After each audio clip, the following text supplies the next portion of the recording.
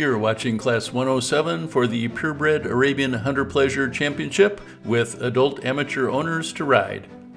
This is from the 2024 Desert Classic Arabian Horse Show in Scottsdale, Arizona. Here we have a beautiful chestnut horse with a white blaze and 3 white socks, and that is followed by another beautiful chestnut horse with a white blaze and 3 white socks. We have 7 entries in this class, and they all look great as usual at an Arabian horse show. We'll let you start out seeing a little slow motion video for each horse and rider as they come into the arena.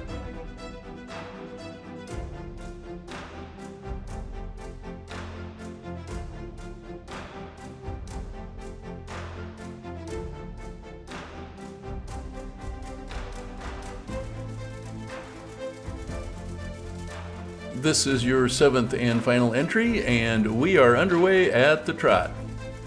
So now we'll watch these horses and riders at full speed, and they are a very smooth moving horse, aren't they? I mentioned they all look great, and I had a really hard time picking out the top ones, but now's the time for you to start looking and see which ones you like the best. This is the only gray horse we have in this class, and that's kind of unusual because the Arabians come in gray so often. Of course, we have some bay horses like this one, and that's a very common color in a whole lot of different horse breeds. If you don't know, bay is like this one. It has kind of a brown coat with black mane and tail and lower legs. And then the one you're looking at now is chestnut, more of a reddish sort of a color with the mane and tail a similar reddish brown. Well, as you probably noticed, as I was talking there, the horses went into the canter. Hey, if you're enjoying this video, please click the like button, and if you subscribe, you can be notified of more videos coming out soon showing more magnificent horses like these. And feel free to share my channel with any of your horse-loving friends. This horse almost breaks down to the trot, but then the rider keeps it going.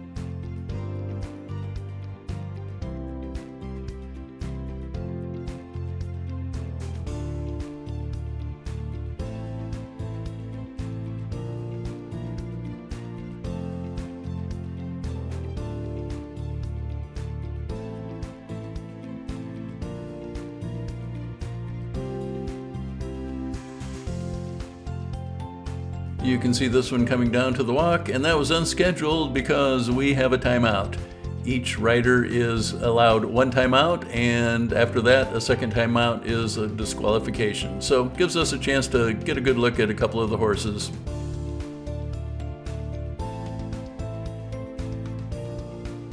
Now the timeout has ended, so we'll watch in slow motion as these horses transition into the canter once more. You can see the ones a little bit more to the outside are sort of waiting a little bit to get a little separation between those 3 horses. Here as they go to the left, they are on the left lead as it's known, and if you're not sure what that is, that means the front left hoof is the last one to hit the ground on each stride. And then when they go to the right, it's the same thing except the right front foot hits last. The reason for that is it's a lot more awkward for the horses when they're on the wrong lead, and you can really feel it when you're riding.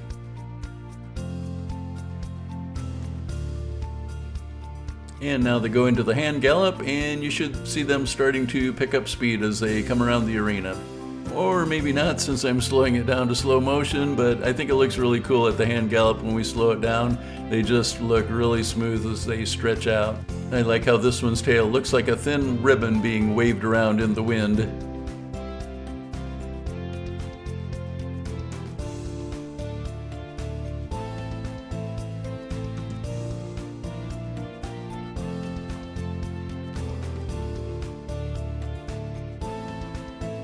Now they come down to the walk, and we'll take just a quick look at a few of these horses when they're not running around the arena.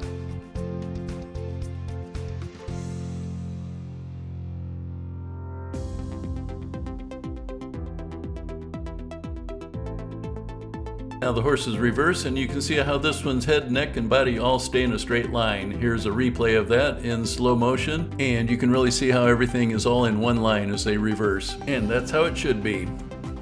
After reversing, they came to a halt, and here you can see the side-to-side rein action to set the horse's head properly. Here you can see the exact same headset as the horse is asked to back up 4 steps. Now they're asked to walk on again, and that gives us a chance to see a few of the horses we did not see earlier at the walk.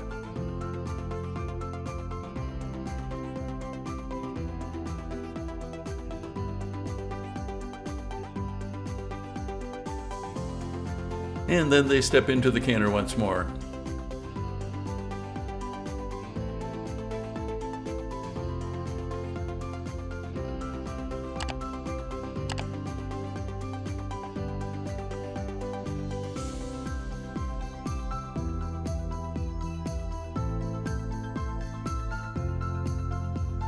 Now they stretch things out a little bit more into the hand gallop. And now they come back down into the trot again. It usually takes a few strides to get them down from the canter, especially the hand gallop, to the trot, but as you can see, they're all coming down to that now. So we'll get some more slow motion footage of them at the trot. I made a video of this particular chestnut horse on your screen when I was out at its barn one time. We filmed him running free in a huge round pen, and he has an amazing long flowing flaxen mane when it's not braided up. I'll leave a thumbnail image with a link at the end of this video, so you can click on that to watch that video if you haven't already seen it. And hey, even if you have watched that one, it's definitely worth a second look.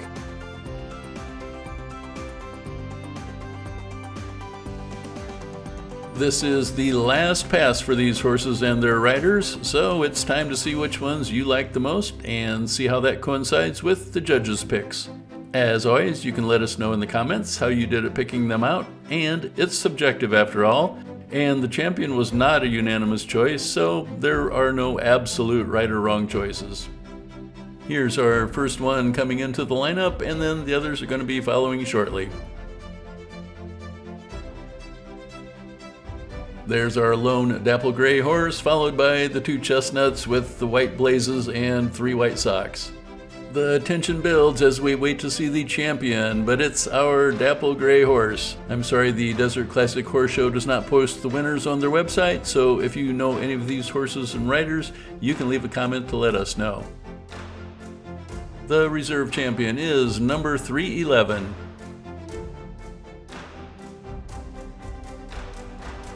Third place goes to number 145. I couldn't quite see the number on this one, but there is your 4th place finisher. I know the 5th place finisher, it is Heather Zofko-Wiles, and the horse's barn name is Jester. I'm not sure if that's his formal name. 6th goes to Jay Savo GRK, and the owner rider is Alaire Lewis. And finally, your 7th place finisher. Now here's a thumbnail image to click to see Jay Savo GRK running free at his home barn.